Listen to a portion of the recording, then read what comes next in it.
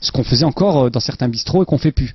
Ça signifie quoi? Ça signifie qu'en tant que musulman, donc français récent, en assimilant rapidement, en tout cas pour nos enfants et nos petits-enfants, les fondamentaux des traditions locales et ce qui fait les identités enracinées locales, en les absorbant, même celles qui semblent être désuètes, anciennes, démodées, eh bien, on accélère en vérité notre appartenance, on récupère notre passif, on comble notre passif du fait de notre essence, et en même temps, on a un rôle déterminant dans ce cas-là pour régénérer le patriotisme et aimer la France et dire vive la France, parce que finalement, un enfant d'immigré qui dit j'aime la France et qui est patriote, l'insulter de facho et de raciste, ça serait le comble. Donc je pense qu'effectivement, de ce point de vue-là, au nom de l'islam encore une fois, parce que l'islam, même si effectivement l'idéal islamique califal c'est d'unifier des nations qui ont adopté l'islam comme système de vie, ce qui est cohérent quelque part, c'est-à-dire que l'idéal islamique d'unifier les nations musulmanes au sein d'un même État fort et puissant, avec un islam qui transcenderait ces nations, mais qui préserve les altérités, c'est-à-dire que même dans ce que les identitaires reprochent à cet islam soi-disant conquérant, c'est-à-dire que même dans le modèle califal, supranational, etc., il est supranational sans destruction des nations, puisqu'il préserve l'intégralité des altérités, et c'est le cas historiquement. Et bien même dans cet islam soi-disant mondialiste, internationaliste, etc., les nations sont préservées. Et les nations, dans la vision musulmane, pour en revenir encore une fois à l'idée que c'est à nous de produire nos catégories d'analyse. Je ne veux pas que Besançon m'explique ce que je dois penser de la nation. C'est à moi de dire qu'est-ce que mes références légitimes, historiques, célestes me disent. La nation, les nations, les peuples, les tribus, c'est une volonté dans la création divine, il y a une diversité voulue.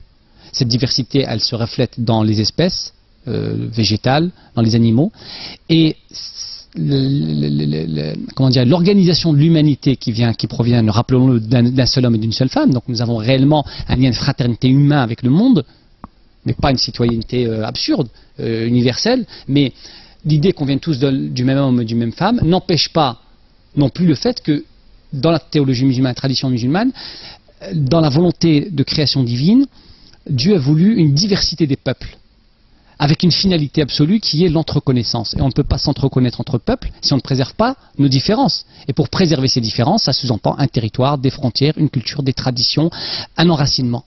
Donc l'islam, en tant que mode de vie, pour des populations minoritaires comme les nôtres, ne peut que aller dans le sens de préserver une nation avec son histoire, son enracinement, ses frontières, ses racines. Et donc, finalement, d'être patriote pour pouvoir préserver tout cela. Donc, pour moi, c'est complètement cohérent. C'est une conclusion après 20 ans de parcours associatif, après des années de questionnement. Mais j'en arrive aujourd'hui à cette conclusion. Et le pire dans tout ça, c'est que, comme le temps urge, on se doit d'imaginer les structures d'imaginer la structuration mécanique qui va permettre de faire descendre ces concepts purement théoriques vers du réel. C'est-à-dire à travers, quand je dis je m'occupe d'enfants et je fais du scoutisme, c'est parce que je crois que c'est une des voies qui nous permet de descendre ces éléments purement théoriques vers du pratique et du réel. Et moi, je sais que les gamins que je gère au quotidien, et plusieurs fois par semaine, par mois, ils me le disent, quand ils entendent un nouveau mot en langue française, la première question qu'ils me posent, c'est de savoir est-ce que c'est du bon français ou est-ce que c'est du français médiocre. Et j'ai l'impression aujourd'hui, malheureusement, que le système éducatif scolaire français va vers l'inverse, c'est-à-dire promouvoir la médiocrité dans le vocabulaire, alors que nous devons, je pense, transmettre l'idée que la langue c'est un support, c'est une richesse et qu'il faut préserver l'érudition et le niveau de langue. Donc voilà pour la question du patriotisme qui n'est ni du fascisme, ni du nationalisme de l'entre-deux-guerres qui est exacerbé et qui pouvait mener au conflit, mais qui aujourd'hui a priori, le cadre national étant le cadre a priori le plus efficace pour préserver les identités, pour résister au mondialisme.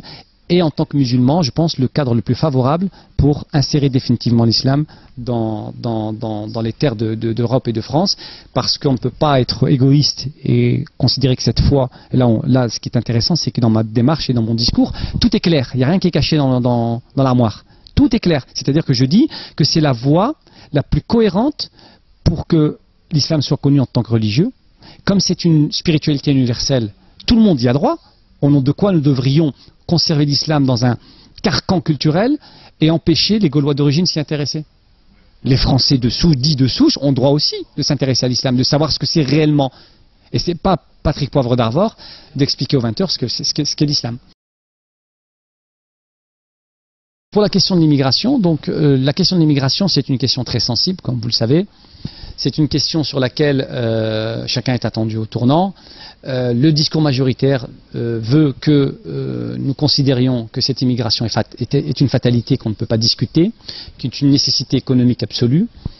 Et moi-même étant le fruit de cette immigration, il est quand même assez contradictoire, assez difficile de pouvoir prendre une position qui est contraire à ce qu'on nous a appris. Parce que ce qu'on nous a appris finalement, c'est quoi? C'est qu'il y a une certaine histoire d'immigration en France, et je pense que la majorité des enfants de l'immigration, donc ceux qui ont vécu cet exil, donc nos pères et nous les descendants, deuxième, troisième, quatrième génération, mais majoritairement deuxième et troisième, puisque quatrième il n'y en a pas autant que ça, je pense qu'on n'a pas conscience d'abord de ce qu'a été l'histoire de l'immigration. L'histoire de l'immigration, c'est d'abord une immense tragédie, et c'est une escroquerie monstrueuse. C'est une manipulation unique. Quand on étudie un peu comment elle a fonctionné, tout d'abord, il faut quand même rappeler que l'immigration, ça a d'abord été organisé par le patronat. C'est-à-dire qu'avant même que l'État français ne mette en place les structures d'organisation de l'immigration, de la main-d'œuvre, le système juridique qui l'accompagne, etc., déjà les patrons français, avant la Première Guerre mondiale et pendant l'entre-deux-guerres, avaient la possibilité d'organiser eux-mêmes l'arrivée massive d'ouvriers pour pouvoir compenser la main-d'œuvre manquante sur le sol national. Système classique des flux migratoires depuis toujours.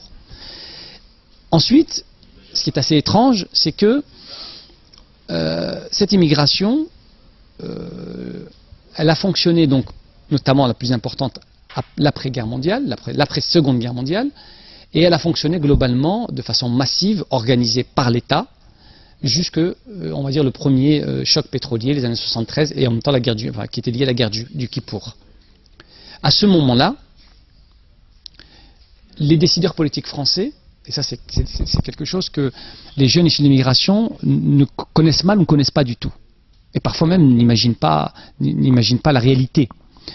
À cet instant-là, plusieurs millions d'immigrés issus essentiellement du Maghreb et d'Afrique noire sont sur le sol national. Ils ont travaillé, et on oublie de dire une chose. Premièrement, ils ont effectivement amené parce qu'il y avait un manque de main-d'œuvre, mais aussi parce qu'ils permettaient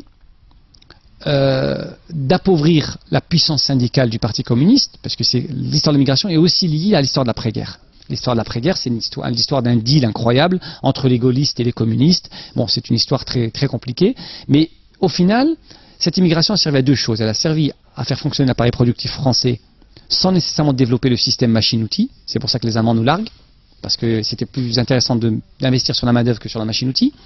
Donc, utiliser la main-d'œuvre pour pouvoir faire fonctionner l'appareil productif français à moindre coût et réaliser une politique classique qu'on appelle le dumping social. Le dumping, c'est une procédure très simple, c'est je vends moins cher, je casse les prix pour pouvoir gagner le marché.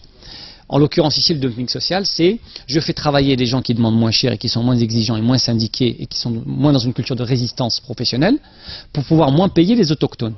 Et c'est comme ça que ça a fonctionné. On peut retrouver des vidéos où des gens comme le patron de Bouygues, quelqu'un qui dirige un groupe aujourd'hui mondialisé, etc., qui nous fait l'apologie du pauvre immigré qui doit ramener sa famille, etc., qui travaille bien. Et à l'époque, il disait, donc il y a des vidéos de l'Institut national de l'audiovisuel des années 70, au début des années 70, où il dit dans une émission de télé, qu'il a l'un des 80%, 85% de son personnel à l'époque était constitué d'immigrés. Cette histoire de l'immigration est d'abord économique, et si elle devait rester économique, comme on le dit, puisqu'aujourd'hui on dit par nécessité économique, il faut encore en ramener, on aurait dû, naturellement, en termes de décision politique logique, dire, puisque l'appareil productif est arrivé à ses limites de rémunération de cette main-d'œuvre, puisque nous sommes en crise, naturellement, le politique qui est un homme raisonné, qui prend des décisions non affectives, il aurait dû mettre fin au contrat de travail